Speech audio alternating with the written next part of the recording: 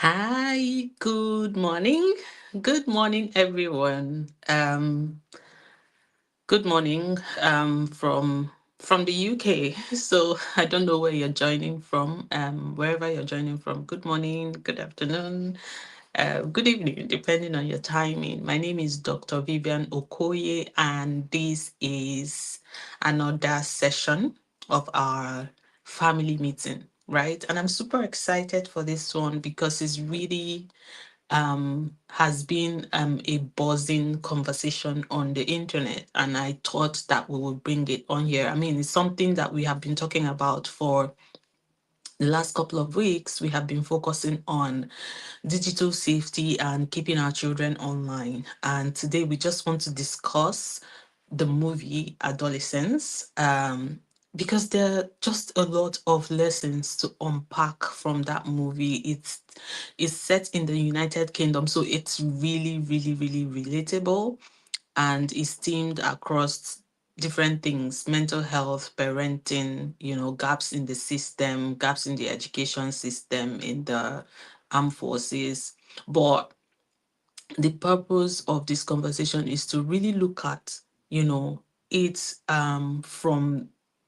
from an area of what is relevant to us in terms of what are the lessons we're getting from there, especially around parenting, especially around young people's mental health, especially around how we can support our children, especially around improving our understanding of what our children are up against in the digital space. Yeah, because most times as parents, we're not really aware of what our children are up against in the digital space. So, yeah, my name is Dr. Vivian. If this is our first time of coming across each other, I am a mental health practitioner. I have a master's degree in clinical psychology, and I am a certified child psychologist. My day job in the UK is working with young people who are considered the worst behaved.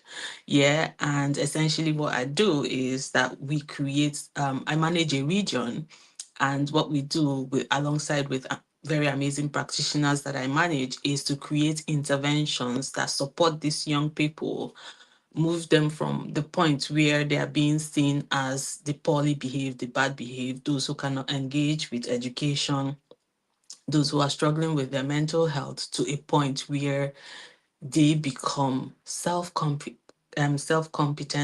self-aware.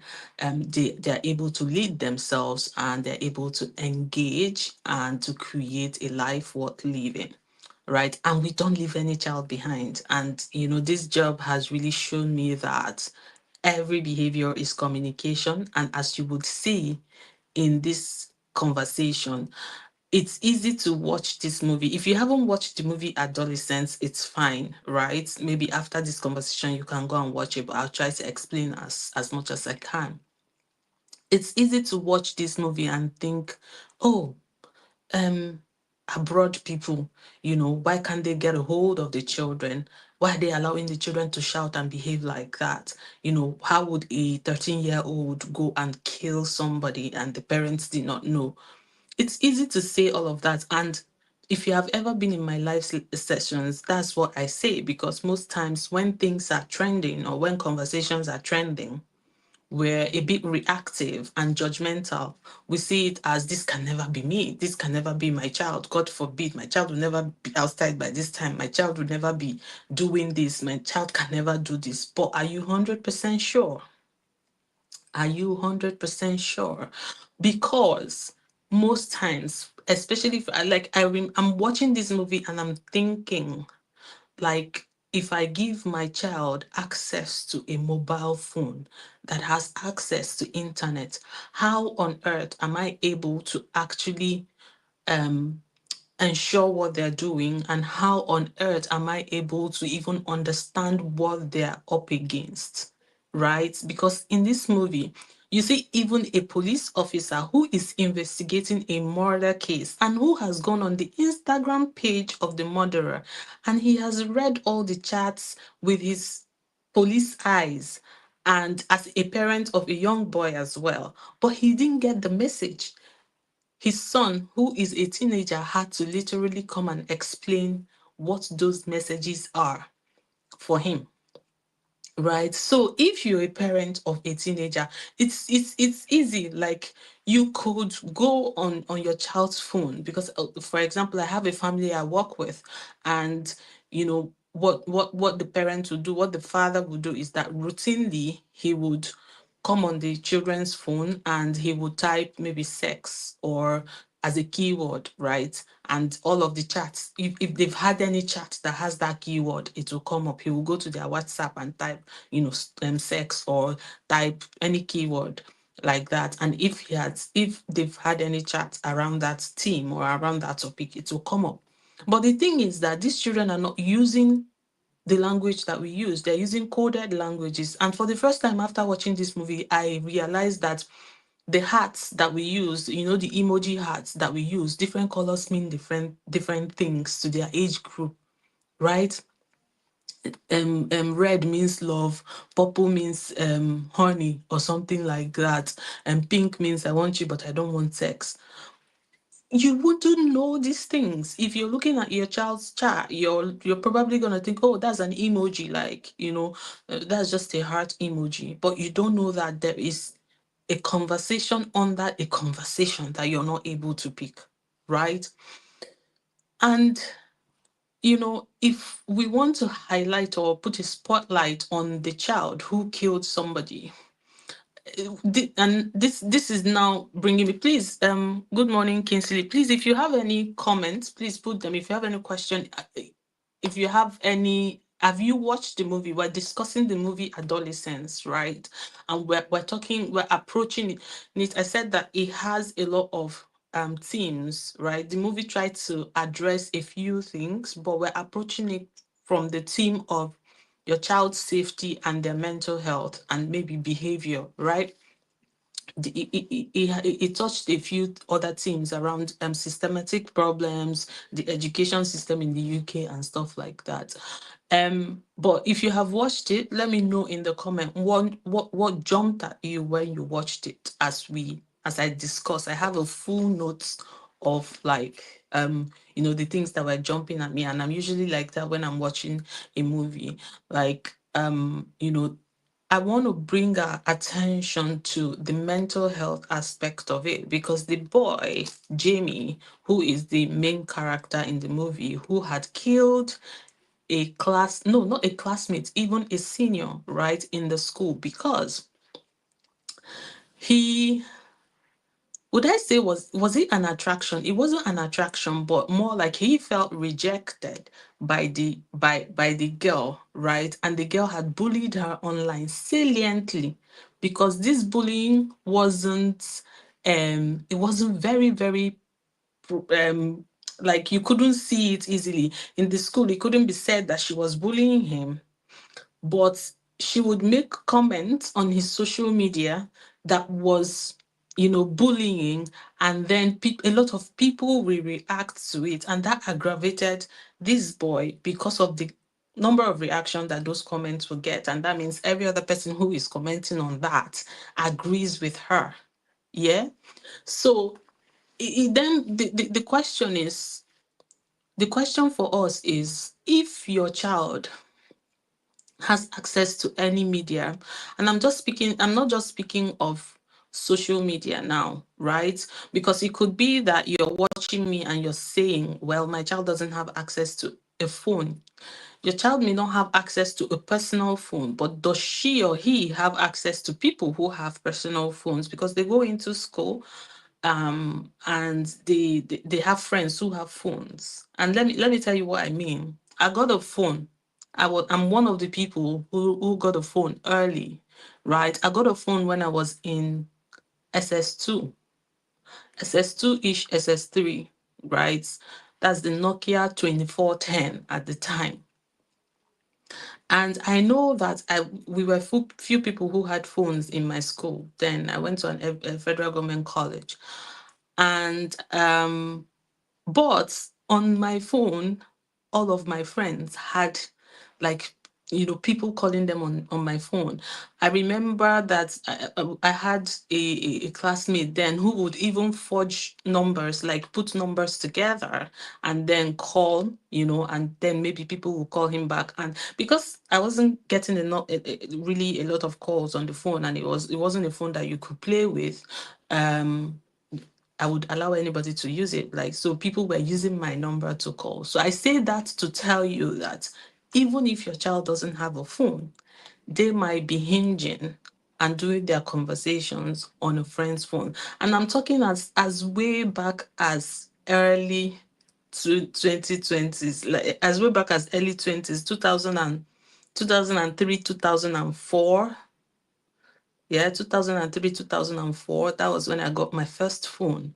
Yeah. So, and as at that time, like all of my friends, people who had brothers, people who had boyfriends at the time, we were in SS2, were using my phone because I didn't have need for the phone. My father just gave me a phone, but I didn't have need for it. I didn't have people calling me, but I was sharing with my friends who felt like, okay, I have people to call. So they would call. If people call me, send me text, I say, you have a call on my phone. The phone just literally used to be in the center of the apartment, and people, once it rings, the person who has the call would know and they will come and answer with my phone.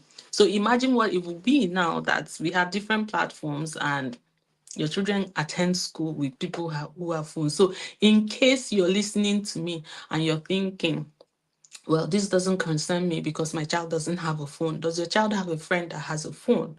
Right? Do they have WhatsApp group? Do they have all those things where they have conversations? It could be that your child also still has access to this media. And if you're listening to me, if you have anybody in the United Kingdom who has a teenager, please share this video with them, because in the last 2-3 years, I have worked with teenagers in the United Kingdom from African countries who have come here. Please, your children are struggling, whether they tell you or not. There is a higher than 50% chance that your child is being bullied in school. There is a higher than 50% chance that your child is struggling with their mental health, whether they have mentioned it to you or not, because it's a difficult time to transition at that age. They're very self-aware. They're coming into a community where they feel very different, where they feel a little bit inferior, not a little bit, a lot inferior to their peers, where they're going to be profiled, where even the teachers already profile them and have an idea of how they're behaving, where there is a spotlight on who they are, they're going to be picked on. So if you're a parent who had come into the United Kingdom, especially, or any other country, any other Western country with a teenager, you have to be very, very sensitive with you know, um, your child's mental health. There's racial bullying, and they're gonna struggle with their mental health, whether they tell you or not. And it may not result to them killing, it may not result to them doing something really, really outwardly aggressive to others, but it may result to them doing things to themselves, and it may result to some harmful behaviors, right? So it can result to some kind of addiction as a gateway of dealing with all of those emotions that they're not able to express to you. So yeah, mental health is real. If you watch that movie, you'll see that mental health is real. It's easy to sit in our African setting and feel like, oh, it's Oyibo problem. It's not an Oyibo problem. A lot of children have identity issues. A lot of children are being bullied. A lot of children are struggling to fit in, right? And sometimes a lot of children are dealing with rejection, not even rejection in school or among their peers, but the rejection starts at home. So imagine a child who is growing in a home where they don't feel accepted, where they don't feel loved, right? So for example, the main character, remember when he was speaking to, if you watch the movie, there was a time he was speaking to the psychologist, and he said that his father used to take him to football, and when he would do well, like maybe when he would kick the ball well, the father would praise him, but that when he didn't do well, the father would look away. And the psychologist asked him, So what does that mean to you? And he said, almost like he is ashamed of me when I fail. And that's how he interpreted it, even if it's not what his father meant. So he had carried that burden of feeling like he is not good enough. He has carried that burden of feeling like he doesn't fit in well. And then he has gone on to school. And that's like a childhood trauma, right? Because then it shapes his idea of who he is. And then he has grown up, he has gone into school.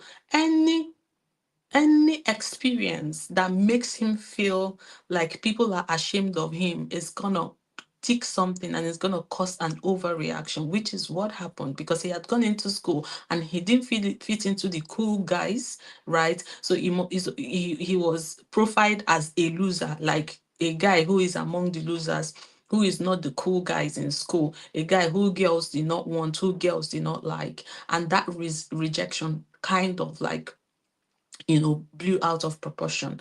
And why is that important?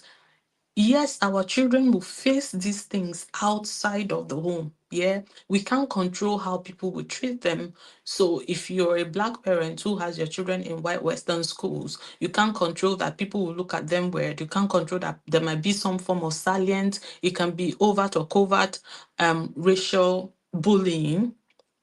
You can't control that. But what you can control is the fact that you can pour into your child's confidence bucket so much so that they don't care. So much so that even when people look at them weird, they don't care what people think about. Like, I've heard a child that I worked with, and the major struggle was just her hair, right? She's here in the UK and she struggled with her hair, how her hair is not like the white girl's hair, how she would not want to keep her hair open, how she wanted to always braid her hair with different colors and stuff like that, right? And we walked through that, right? But this is something that as soon as I knew that we were coming to this country, I started having a conversation with my daughter about. I started speaking into her, telling her how beautiful her hair is, and how her hair is her glory.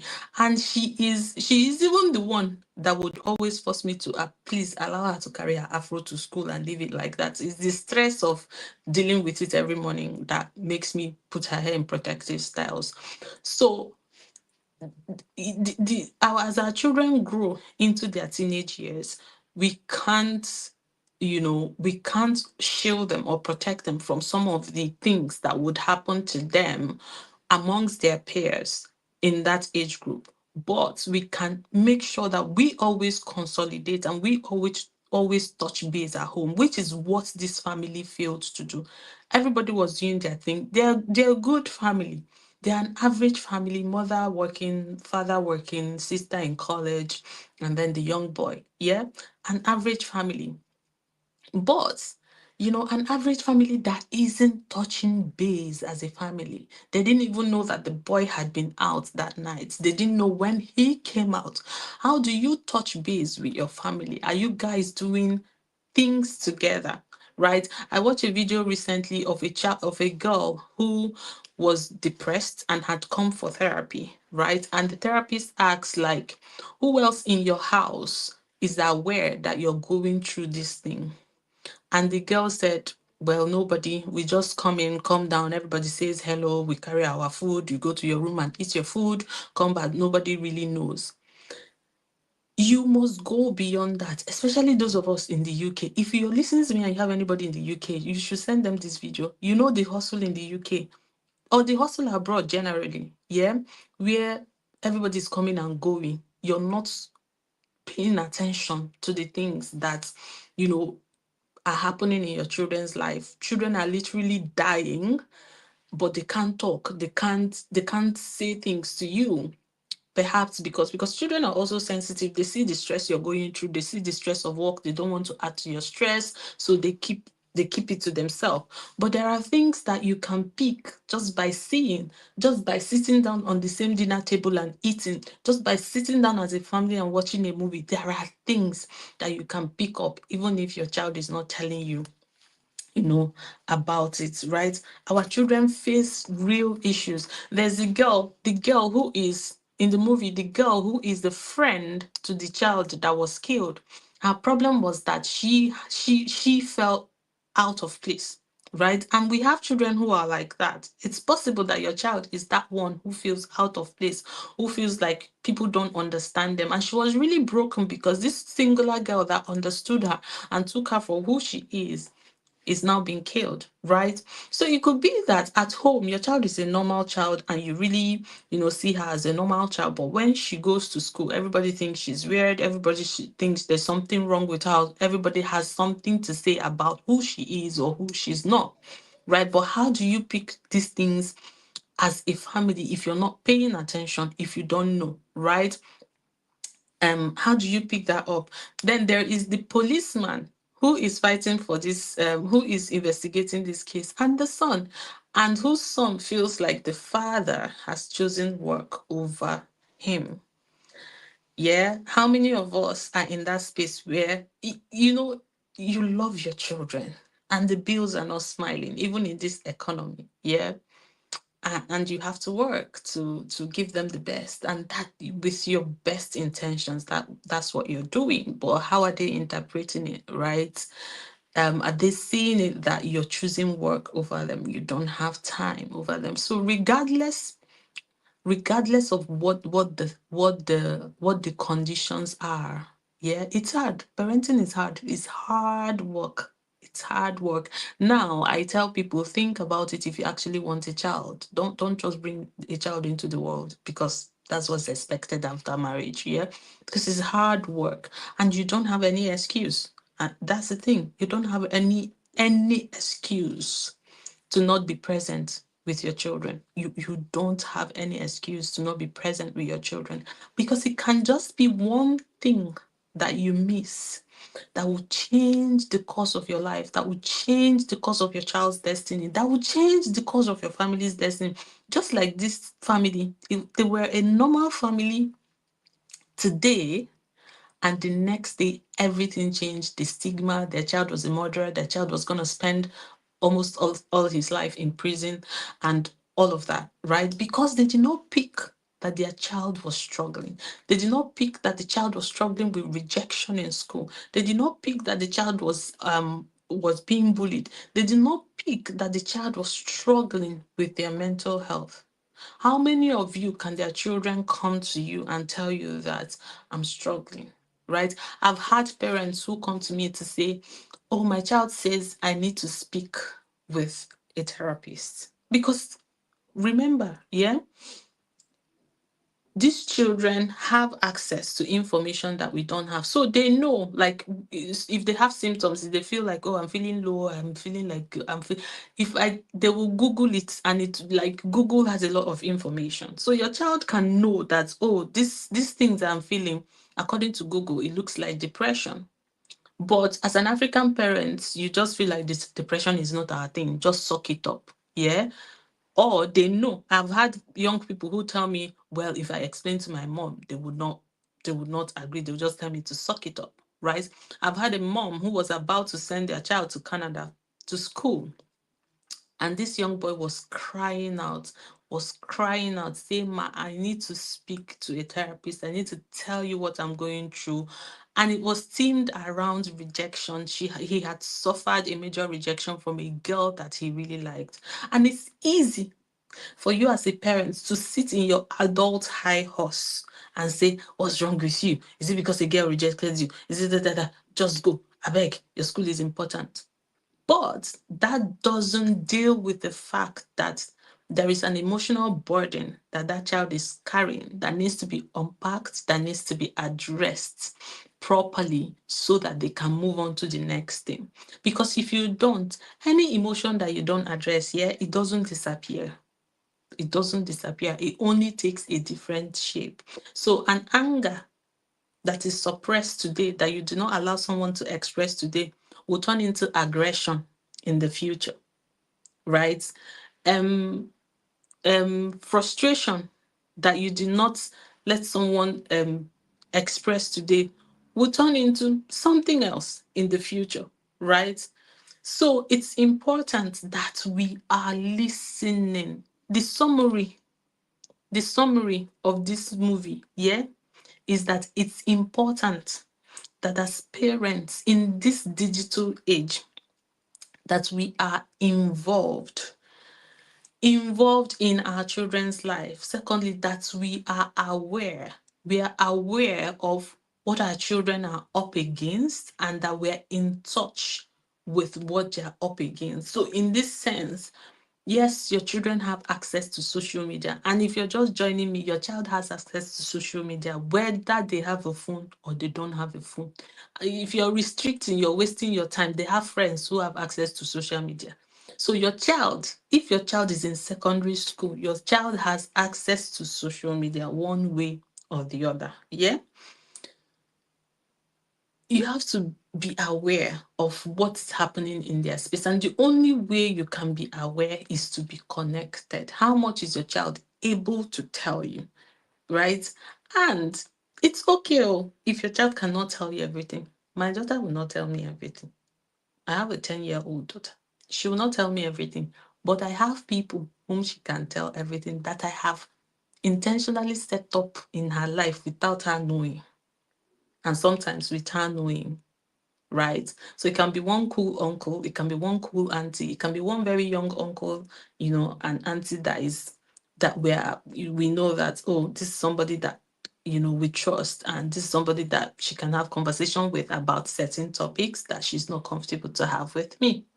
So when she feels like, oh, mommy is old school, she'll or when she feels like mommy is burdening her, disturbing her too much, then there is that cool auntie that we set up for her to have that conversation. It could be that auntie just comes in and like, oh, what's happening around this thing? And then she'll not be like, oh, mommy, I was just talking to mommy about it recently, and she's, old school and she doesn't understand what I'm saying. But we have set that up intentionally for her to have that conversation. And then we also set up like structured, you know, systems like mentoring where we are being proactive, because you don't just want to be reactive when things have happened. So you want to also set up structured system where your child is constantly being mentored, right? There are people who can get into your child's head much more, who are skilled to get into your child's head, who are skilled. So this is what I do when I mentor young people. It's really creating that safe space where they can be themselves, where they don't feel judged, right? Where they're able to express themselves. If you watch that movie, that is what the psychologist did for that boy, where he felt like himself. It was even getting to a point where he was almost becoming attracted to the woman, or he was almost wanting, because he was coming from a place of constant repetitive rejection. He wanted to see that this woman liked him as a person, but it was because that this woman, this psychologist, created that safe space for him to talk, for him to be himself. And it's so unfortunate that for him, it happened after he had committed a crime, right? It happened after he had, done something that he could not change anymore. But for us who are watching this movie now and who are going to, and I'm telling you from an experience of facilitating hundreds and hundreds of interventions, those that I'm not directly involved in, but those I supervise. I'm talking about over 1,000 interventions in the last 2 years, white, British, African, Asian, young people aged 5 to 24, different ethnicity, working personally with families and young people from Nigeria. I am telling you that this is something that you should be intentional with, be proactive with. Don't just leave it to chance. Yeah? Don't just leave it to chance. Be intentional with creating spaces where your children can feel safe enough to talk about what they're going through, right? And they're doing so, because if they're not talking to you, they're talking to someone. But you want to make sure that the person they are talking to is the right person. So, for example, there are times I will work with young people and the parents are hounding me and, they're saying, what are they saying? What are they saying? Yeah. While I might not share every single detail with you based on confidentiality. I would share what you need to do, what you need to know, and how you need to approach things for the best interest for yourself and for your child, and empowering you and your child, right? But if your child is talking to somebody that you're not even aware of, or talking to their peers who do not know better, you don't know what the outcome would be, right? Because that's what happened to this Jamie. He was talking to the two other boys who are his friends. And even though he did not share much with them, but obviously the conversations that they have or that they have had fueled his aggression that night towards the girl. And the friend gave him the knife that he used in killing the girl.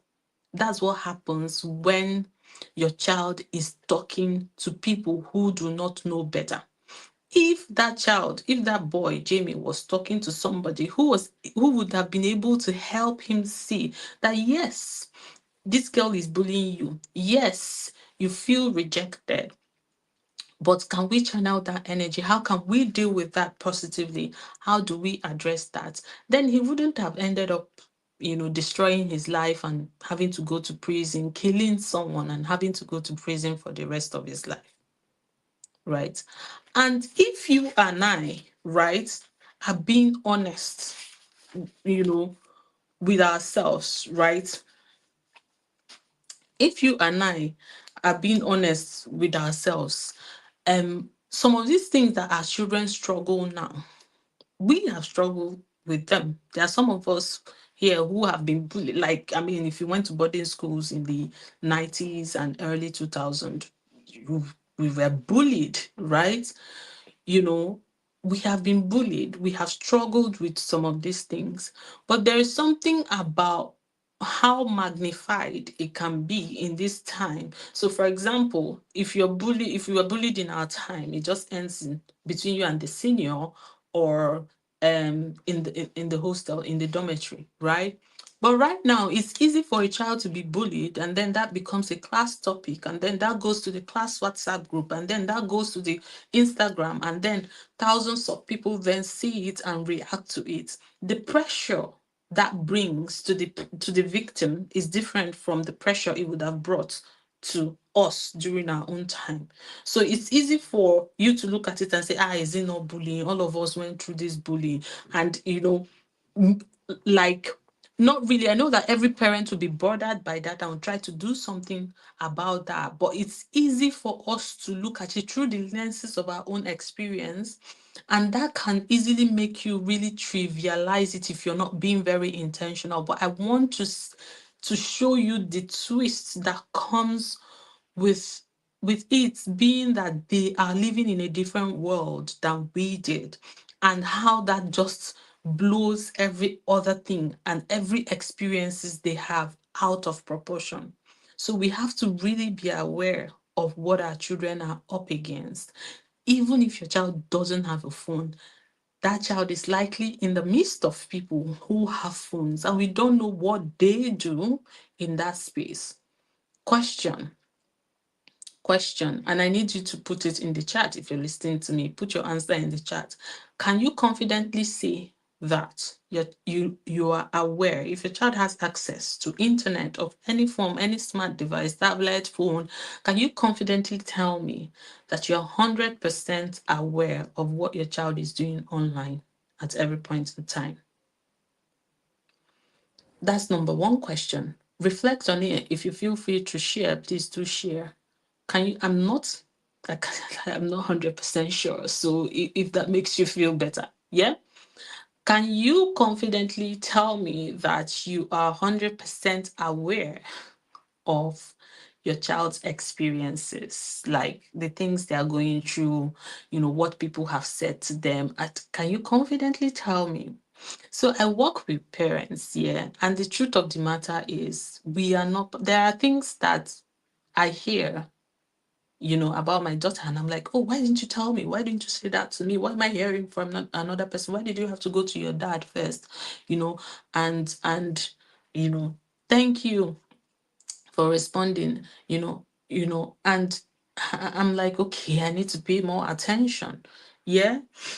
So we cannot 100% say we are aware, and there is no way to be 100% aware, but there are ways to make sure that even when it's not us 100%, that there are things put in place to catch things when they happen before they get bad. You get what I mean? Like what I explained to you about intentionally putting up structures and people for my daughter to share things that she cannot freely share with me. And over time, that might not need to happen, because when, for example, she's not able to share something with me and she shares it with that cool auntie, and then cool auntie comes back to me to say, oh, this is actually what she shares, or she shares it with a therapist, and therapist comes back to say, oh, this is what she actually shared. And then I create a safe space where we navigate that thing together. And I'm like, okay, I understand where you're coming from. And we deal with that. Over time, she starts to build trust. Even though initially she didn't share with me, she shared it with someone and then it came back to me. If I handle it well, over time, she starts to build trust with me. And she starts to realize that maybe how she's thinking, maybe based on what her friends are saying their mothers do, or maybe her own natural instinct to say, well, my mom will react like this. Maybe over time, then she starts to see that, okay, mom is not that bad after all. She gets to understand, we get to have this conversation. So why not go to her? Yeah. So it's really, really important. And when it comes to the use of devices, the use of phone, access to the digital world, it's easy to say, oh, I'll restrict it. But can you restrict it 100%? You can't restrict it 100%. It has come to stay. That's the world where our children will grow in. Yeah. So you cannot restrict it.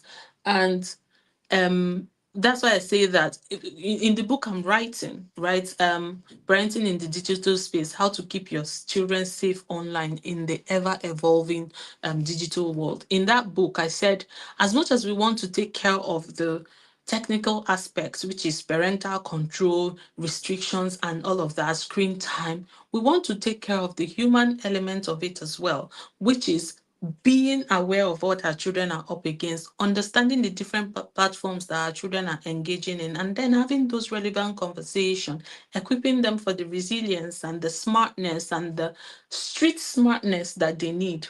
Just like how you will say a child is street smart, like I can send my child to the market and they know what to do, they know what to say, they will not engage with bad people, they will not answer anyone if they're calling them, and you say that child is street smart. That's the same way you have to have a child who is street smart on the digital streets, right? They'll be able to spot bad people, they'll be able to spot predators, they'll be able to deal with bullying, just like in this case. Yeah. Remember the last time we talked about knowing when to log off, knowing how to engage, knowing what to respond to and what not to respond to. This child allowed that all of that to get to him. But if we're looking at it, it wasn't just the fact that he allowed it to get to him, it was also the fact that he was struggling with some underlying things like his mental health. He was struggling with, dual identity disorder, because 1 minute he knows what he did, the next minute he doesn't realize. And it's easy to say, my picking know they suffer that kind of thing. But are you sure? Some of you, your children are a different person in school and a different person is at home. That's dual identity. If you're raising your children in the West, there is a likelihood that your child is a different person at home and a different person in school. Take it from me. I work with children. There is a over a 50% chance that your child is a different person at home and a different person in school. So my summary for you is to be very, very aware, right?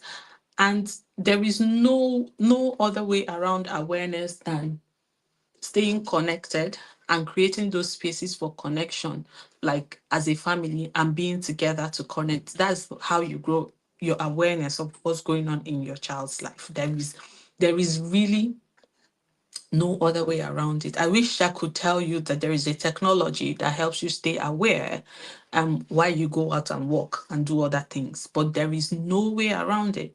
Yeah, you have to create those time and those spaces and those opportunity for real time connection with the children, right? You have to build the skills to navigate, and part of those skills is learning to control yourself, learning to control yourself emotionally. Because if you are that parent who is always shouting, who is always aggressive, you will lose your child. They will not, they will not engage with you no matter what you try, right? They would be disconnected with you. So part of the process is also taking care of your own, emotions, and learning how to communicate, how to engage with young people so that you can have the presence and the connection that they need to feel comfortable enough to even share with you, right? So be connected, be aware, be involved, right? And um I'm not just gonna leave you without any support. Another thing before I get to that is one final thing I want to say is, as much as possible, right? One of the things that also jumped at me while I was watching that movie is the the repeated um theme around rejection at home or rejection from parents. And it didn't look like it. It wasn't explicitly. These people were not bad parents. The girl, the best friend to the girl who died, felt like the mom didn't have her time. But the mom, probably a single mom, she didn't show, but from the narrative, probably a single mom who was working her ass off to pay their bills, right? So, but the child interpreted it as, I'm not loved, I'm rejected, she doesn't care. I go to my friend's house every day because my mom is never at home. Yeah? You have the policeman's son who felt like, Dad, you never spend time with me. Please go chase after your case. Right? And the guy didn't see it that way. The guy felt like, well, I have a wife at home who takes care of everything. I have to do the job that I have to do. But the son interpreted it as rejection, and the son was being bullied in school. He wasn't even aware of all of that. The son was afraid of going into school every day. He didn't realize the reason behind that. And then you have this boy who is the main character, who also felt like he's not good enough. He's like, his father is ashamed of him sometimes because his father is very masculine and he's not very masculine. So, what that says to us is we need to pay attention that our children are not feeling rejected in our homes. Because when they feel that they're not meeting up to our standard, and that's what constant complaint and constant nagging and constant, your child never does anything good, you never validate them, you never speak and affirm, you never speak into them and affirm them. That's what it does to your child, right? If the first thing you always notice when you come into home is what they have not done, instead of paying attention to what they have done, acknowledging what they have done, and then before you can then talk about the things that you have not done, they have not done. Yeah. So if you're constantly complaining, nagging them, your child will start to feel that they're not good enough, right? That starts to feel like rejection. And what happens then is that they start to seek validation, or that, that sense of belonging somewhere else, right? It can be from peers, it can be from anywhere, but you don't want to create that space. It can be from peers, it can be from addictive behaviors. It exposes them to a whole lot of things that you don't want them to be exposed to. Yeah, so it's important for our children to feel safe in our home, to feel affirmed, and to feel a sense of belonging.